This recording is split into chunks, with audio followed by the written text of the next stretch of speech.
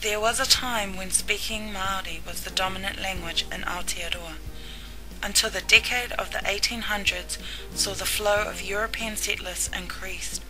By 1840 the signing of the Treaty of Waitangi marked a partnership between Māori and European settlers. As reality later showed, it was not the case. As noted by Dr. Ranganui Walker, the 19th century European expansion into Aotearoa set in train the historic process of colonisation and subjection of the tangata whenua. In 1867, native schools were set up to assimilate Māori.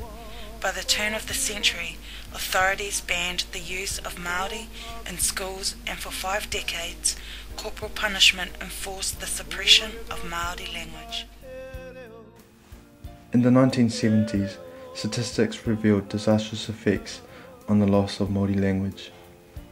Graham Smith highlights that in the 1980s, the Māori communities gathered in response to the fact that they were not necessarily in positions of power when it came to making decisions about their language, knowledge and culture.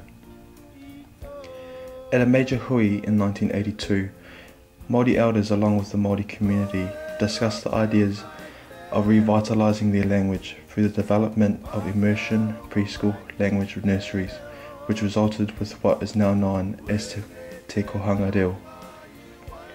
This intervention created a space where transformative education had been birthed in Māori communities, with the adaptation of European schooling structures, but with Māori interests at the heart of schooling curriculum. There are several philosophies and goals behind the Kohanga Reo movement. The most important philosophy is to teach te reo Māori. This is achieved by creating a safe and happy learning environment. The learning approach that is implemented within the Kohanga Reo is learning through exploration, observation and play, which all impact on children's future development and learning. There are 2 other philosophies that Kaikomatua believe to be the underpinnings of Kohanga Reo movement, which help the students form identity. Te Korowai means cloak. This is a cloak worn by leaders. The cloak symbolises leadership, pride and strength. These are some of the qualities which the Kohanga Reo program attempts to bring forth in its pedagogy.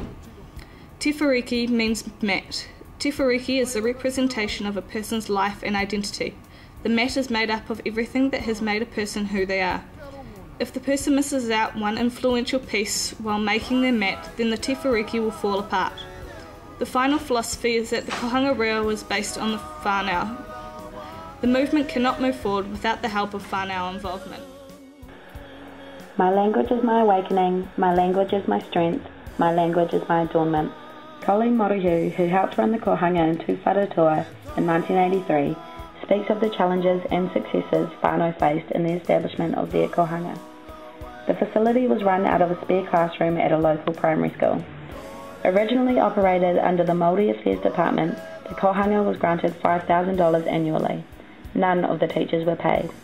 The resilience of the Kohanga Reo group allowed them to overcome government policy changes that affected the development of their kohanga, such as the change in the childcare subsidy requirements and the need for parents to be employed or in training to be eligible. Changes such as these under the Ministry of Education challenged the kohanga whānau. They responded by developing whānau training packages which allowed them to remain involved within their local kohanga. Although teachers and whānau were faced with opposition on a daily basis, they continued to succeed in their struggle for Māori children to be competent within a Māori world and a Pākehā world, with language being the facilitator. As we have shown here, the Kohanga Reo is an effective Māori initiative that can have great implications on Māori achievement and identity. This movement can help students transition into mainstream education smoothly, holding on to their Māori culture.